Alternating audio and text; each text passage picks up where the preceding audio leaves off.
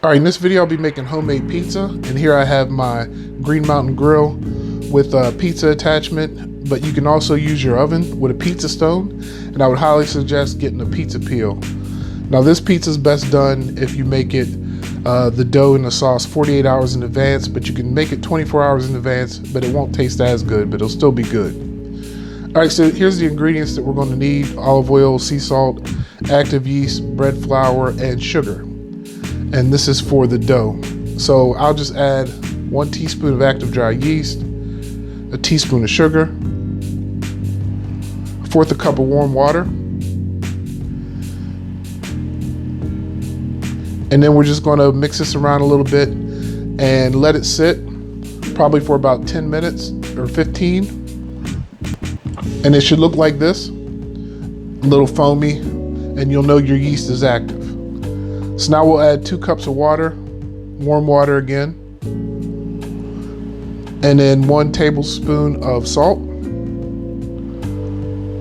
and a tablespoon of sugar, and 1/4 cup of olive oil. And to that, we're going to add 4 cups of bread flour. Now this is just to get it started. After that, we're going to use another cup for a total of 5, and we'll mix that last cup in gradually as it's mixing. So you start off on medium to incorporate everything and get it mixing around.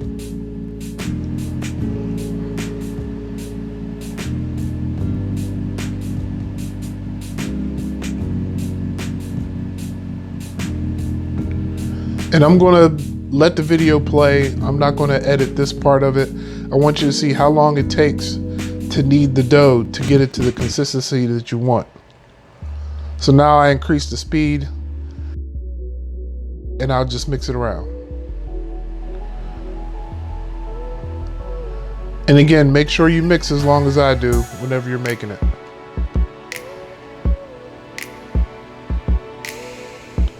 So now I have that last cup of bread flour, and I'll just add it in a little bit at a time.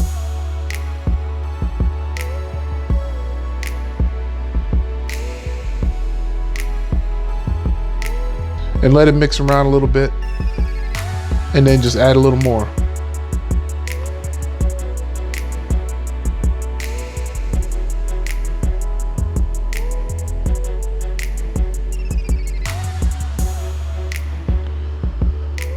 So see how you still have a lot of flour on the sides of the bowl, and don't worry, that'll come off as it mixes more.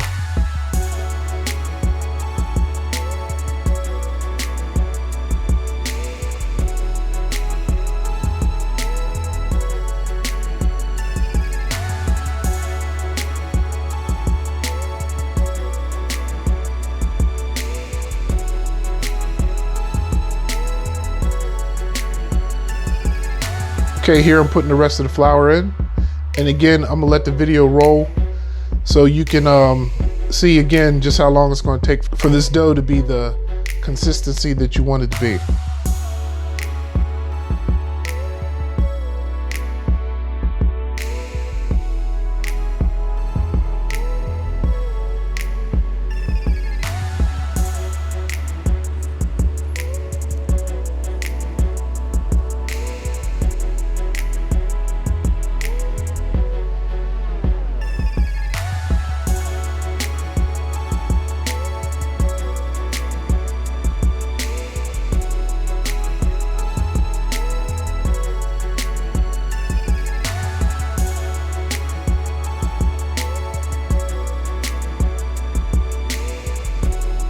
And notice how the dough is breaking up whenever it's turning, but whenever you keep going, it will eventually smoothen out and start to grab it from the sides.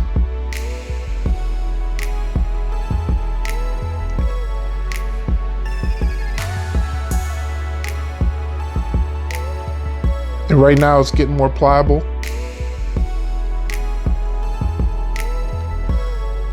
And this would have looked like in about 1.5 minutes after mixing. And you can see the dough still sticky, and that's what you want. So it'll be nice and airy whenever you Let it sit in the fridge, and it'll be a lot easier to work with. Okay, so now I'll put a little bit of the bread flour down on your surface. Make sure it's a clean surface, of course.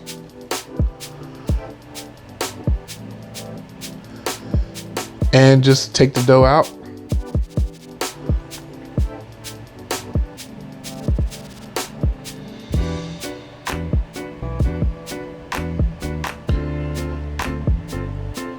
Put a little more flour down, and now I'm just going to knead it and make it into a nice shape so we can form it into our balls.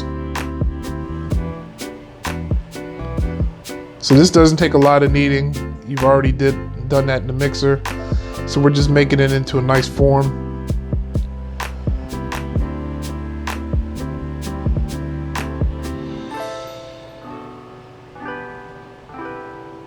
There we go. Now we'll tuck it in a little.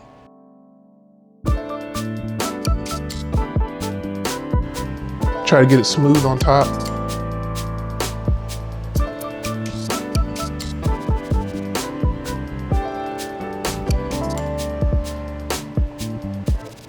And this was my first time making this dough. So what I would suggest to you, if you can make it into, you can make it into 4 pieces or into 5. If you're making it into 4, it makes a bigger pizza, and that might be easier, but it might be harder to get off your peel. So just cut it in half and then cut it the opposite way to get your 4 pieces. But I decided to make it like a loaf and try to get 5 even pieces out of it. And I even got the scale out to try to do that. And it was a little difficult. Again, you can make it into 4 if you want, and they'll just be larger pizzas. But I wanted smaller, more individual type of pizzas, and it was a lot easier for me to work around with on the peel and to get it into the oven. So if you are using a scale, just cut them down to about 250 grams.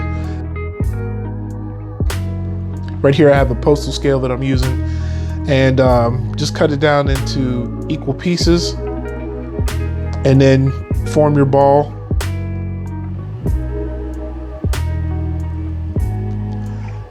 And you can squeeze it out like that so you can keep the top of it smooth. And that's too much there. 333 was too much.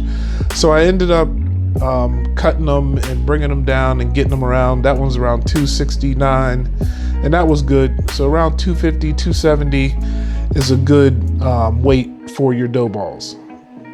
But if you're not really concerned with that, just get 5 equal pieces, or again, if you want bigger pieces, 4 equal pieces, and just move on to this step.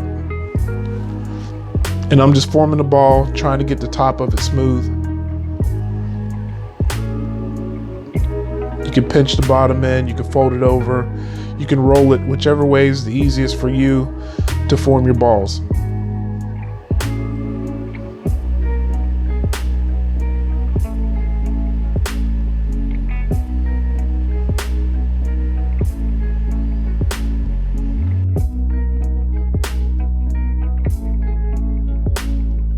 Okay, once you have your dough balls, I had 5 separate containers and put a little olive oil in there, and then mix it around the whole dough ball in the olive oil, and then put a lid on it.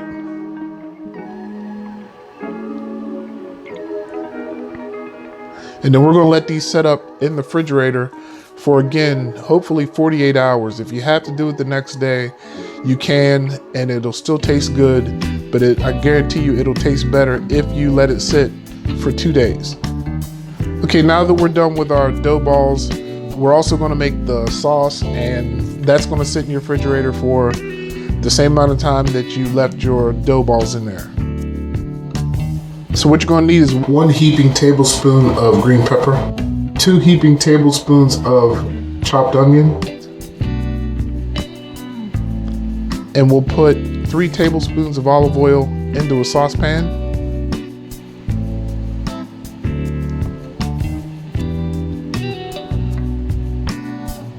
And then we'll put that on medium and add the onions and peppers to the saucepan and just cook those down a little bit.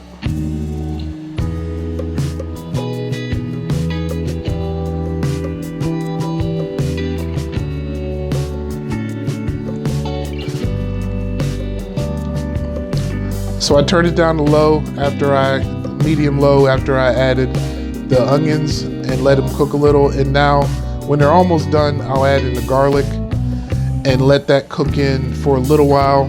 You don't want your garlic to burn, so you just want the flavors of the garlic to come out. So a minute and a half, maybe 2 minutes. Just check it and make sure your garlic is not browning. Okay, so here I have peeled tomatoes and I'm going to strain them. And you're not going to need this juice that comes out of there. You can use the really good tomatoes, but they're like $5 a can.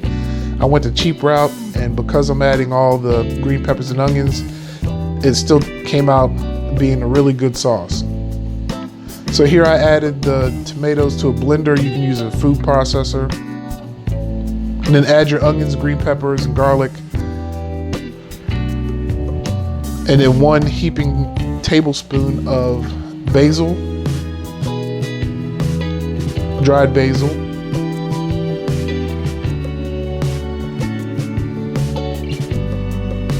and 1 heaping tablespoon of dried oregano. Then we'll add a teaspoon of salt, a little more, I guess a heaping teaspoon of that also.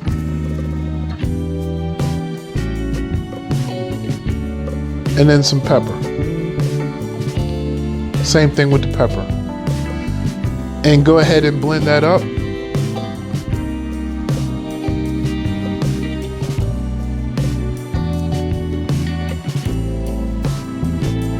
So you just want it blended until everything's broken down. You don't want to make it too thin. So just blend it until it looks like this whenever you're done.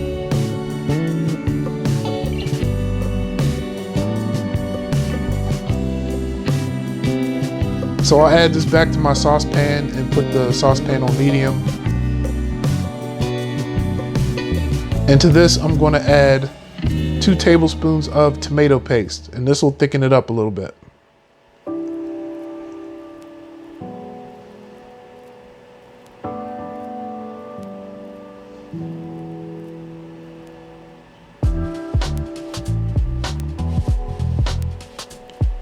So now I'm stirring that all around. And I'll let that come up to a boil. We're not going to cook it that much because it's going to cook on the pizza.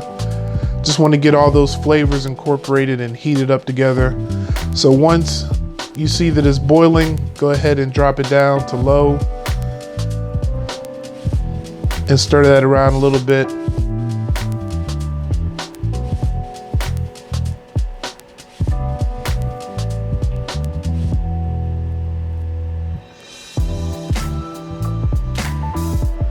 And just cook that for about 10 minutes.